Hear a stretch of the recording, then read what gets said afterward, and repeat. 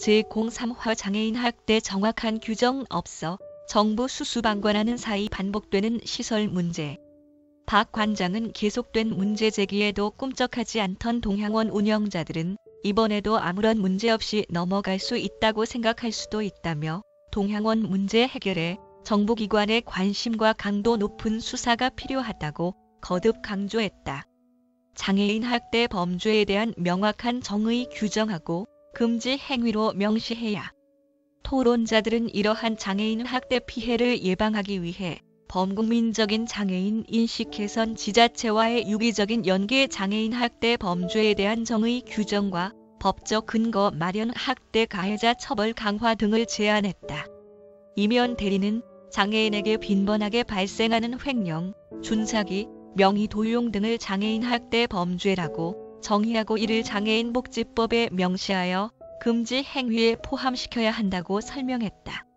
또한 장애인 학대 범죄 재발 방지를 위해 학대 범죄자를 장애인 복지 시설에 취업 제한하는 방안 등에 대해서도 강구해야 한다고 강조했다. 학대에 관한 독립법 제정에 대한 제언도 있었다. 현재 장애인, 노인, 아동 등의 옹호기관이 장애인 권익-옹호기관, 노인보호전문기관, 아동보호전문기관으로 나뉘어 운영되고 있다. 이들 기관은 각기 장애인복지법, 노인복지법, 아동복지법을 근거로 설립되었다.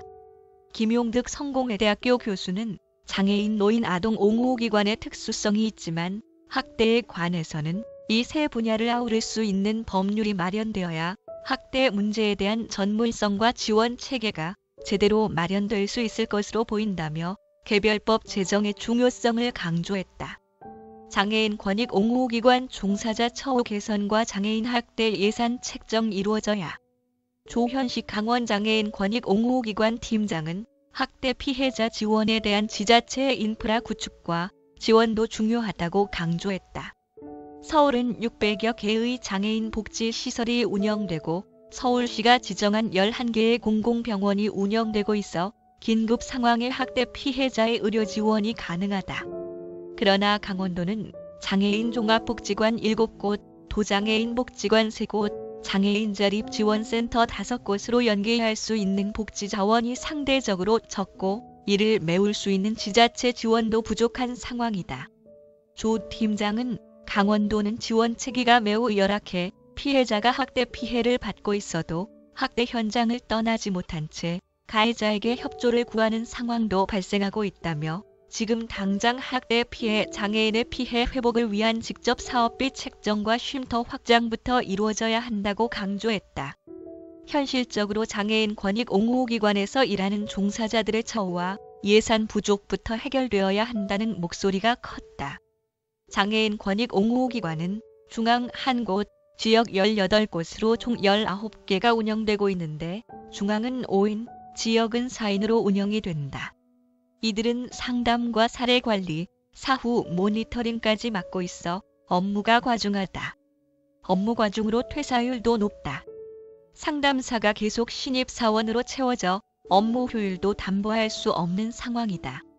김강원 장애우 권익문제연구소 인권정책국장은 상담원 1명이 150건에 달하는 사례를 담당하는 비정상적인 상황에서 피해자 지원이 제대로 이루어질 것을 기대하기는 어렵다며 옹호기관에 접수되지 않는 수많은 피해 장애인에 대한 사례 발굴은 꿈도 못 꾼다고 진단했다.